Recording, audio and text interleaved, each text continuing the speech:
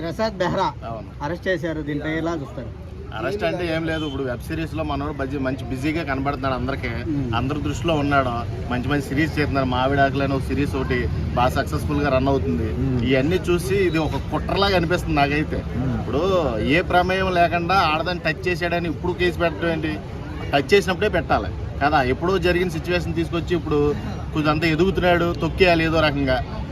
ఇతన్ని తొక్కాలంటే ఇది ఒకటే సాకు. ప్రతి వాళ్ళు నేర్చుకున్నారు ఈ మధ్య సోషల్ మీడియాలో, ఇది ఒక సాగు పట్టుకొని ఎవడన్నా ఎదుగుతుంటే అని వెనకలాగేస్తున్నారు. ఓకే, గతంలో చూస్తే హర్ష సాయి గానీ, సాయి చంద్ గానీ, షణ్ముఖ్ జస్వంత్ గానీ ఇలాంటి వాళ్ళు అందరికి ఇలా జరుగుతుంది.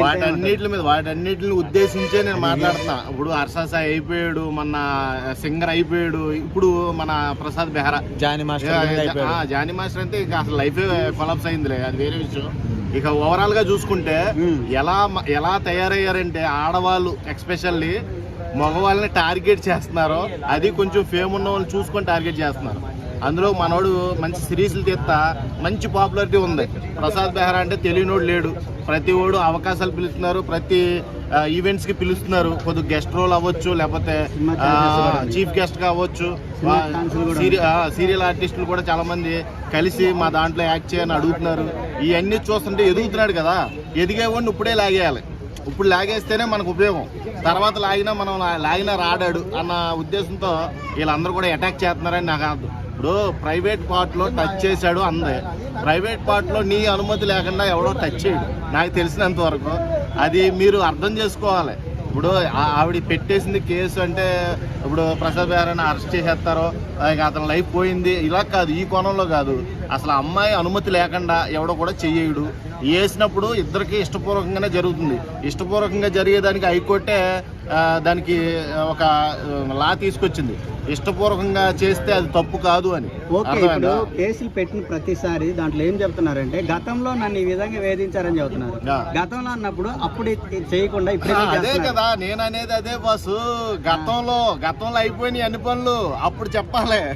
గతంలో అయిపోయినప్పుడే పనులు చెప్తే బాగుండేది. ఇప్పుడు చెప్పడం పట్ల నాకు ఎలా అనిపిస్తుంది అంటే ఇదంతా అప్పుడు కుదరలేదు, ఇప్పుడు ఎదిగాడు కదా బాగా, ఇప్పుడు గట్టిగా లాగేవాళ్ళు చుట్టించుకుని ఇది ప్రయత్నాలు. ఈ ప్రయత్నాలన్నీ చూస్తుంటే ఆడవాళ్ళు నిజంగా ఒక రకంగా తయారయ్యారు. ఎలా అంటే సైకోల్లా తయారయ్యారు అన్నమాట. ఈ సైకోల్లా తయారయ్యి మగవాళ్ళని ఎప్పుడు కూడా తొక్కేద్దామనే బానిసలుగా చేసేసుకుందామని తయారయ్యారు. ఇలాంటి వాళ్ళు మనం ఏమి చేయలేం.